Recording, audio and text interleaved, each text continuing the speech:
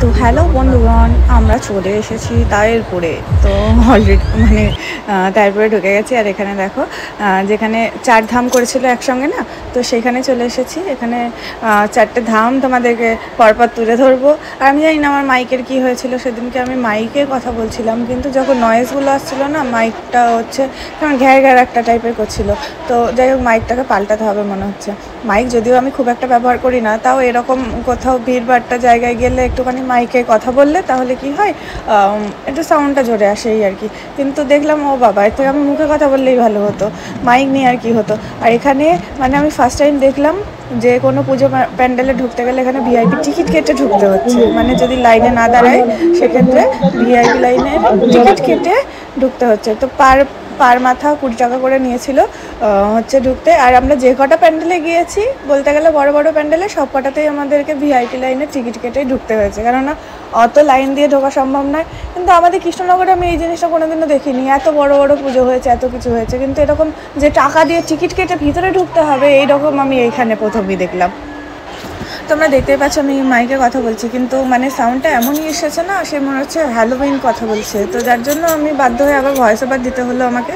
আর চলো আস্তে আস্তে তোমাদেরকেও দেখাই, আমার সঙ্গে তোমরাও একটু এনজয় করো।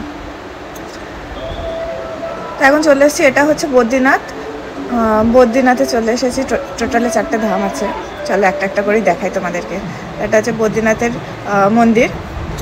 আর আমরা না মানে আমি বেসিক্যালি আমি হচ্ছে যেহেতু বাইকে একদিকে পা দিয়ে আমি বসি না, আমি দুদিকে পা দিয়ে অল টাইম বসি। তো সেদিনকে যেহেতু শাড়ি পরেছিলাম, একদিকে পা দিয়ে বসতে হবে আমাকে এক সাইড হয়ে। তো ওই করে আমার একেবারে কোমর পিঠ একেবারে ফেটে গিয়েছিলো পুরো একেবারে। মানে আমি জাস্ট কী বলবো, বাড়িতে আসার পরেও 2 দিন আমার ঘাড়ে প্রচণ্ড পেন হচ্ছিলো, কেননা ওই এক সাইডে পা দিয়ে বসে থাকার পর। তার মধ্যে পাপান আবার ঘুমিয়ে পড়েছিল অর্ধেক রাস্তায়।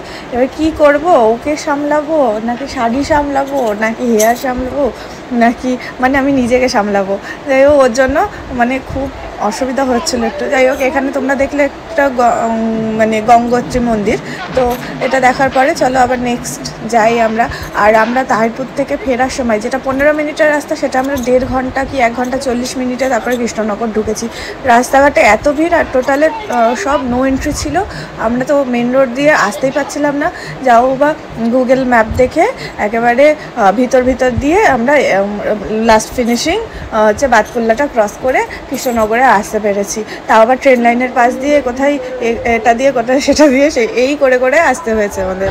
তারপরে একটু আগে তোমরা দেখলে যমুনেত্রী মন্দির। আর লাস্ট ফিনিশিং আমরা পৌঁছে গিয়েছি এবার কেদারনাথে। চলো কেদারনাথ দর্শন করে। আমি তো মানে সামনাসামনি কোনোদিনও দর্শন করিনি, কিন্তু এরকম প্যান্ডেলের থ্রুতে আজকাল মানুষদের অনেক কিছুই স্বপ্ন পূরণ হয়ে যাচ্ছে, যেগুলো না দেখা জিনিস সেইগুলো দেখে ফেলতে পারছে। কিন্তু যাই হোক, মানে অরিজিনাল যে মন্দির, তো সেটার সঙ্গে তো এটা তুলনা হবে না। তাও একটা বোঝা যায় যে কীরকম হতে পারে, একটুখানি বোঝা যায়। যাই হোক, কেদারনাথে পৌঁছে গিয়েছি। চলো কেদারনাথ দর্শন করো তোমরা এবার। আর আমি যে শাড়িটা পরেছি এটা অনলাইন থেকে নিয়েছি, এটা দেখানো হয়নি। পুজোতে কী কী নিলাম সেটাও দেখানো হয়নি, খুব একটা বেশি শপিং করা হয়নি পুজোতে, যদিও তাও যেটুকুনি নিয়েছি যা নিয়েছি এখন কিছুই আর তোমাদের সঙ্গে শেয়ার করা হয় না যে কী নিচ্ছি। তো এই শাড়িটা আমি অনলাইন থেকে নিয়েছিলাম। এই প্রিন্টগুলো আমার খুব ভালো লাগে। আর ব্লাউজটা নিয়েছিলাম আমাদের লোকাল অফলাইন থেকে। তো শাড়িটা অনলাইন, ব্লাউজটা অফলাইন। তারপরে চলো এবার আস্তে আস্তে ভিতরে যাওয়া যাক মন্দিরে। আর দেখো মন্দিরের ভিতরে প্রবেশও করে গেছি। আর এই ঠাকুরটা করেছিল আটের ঠাকুর। এবারে আমি দেখলাম বেশিরভাগ ঠাকুরই আটের ঠাকুর করেছে, মানে তাহিরপুর আর ফুলিয়া এগুলোতে যেগুলো যতগুলো ঠাকুর দেখলাম সবই বেশিরভাগই আটের ঠাকুর করেছে।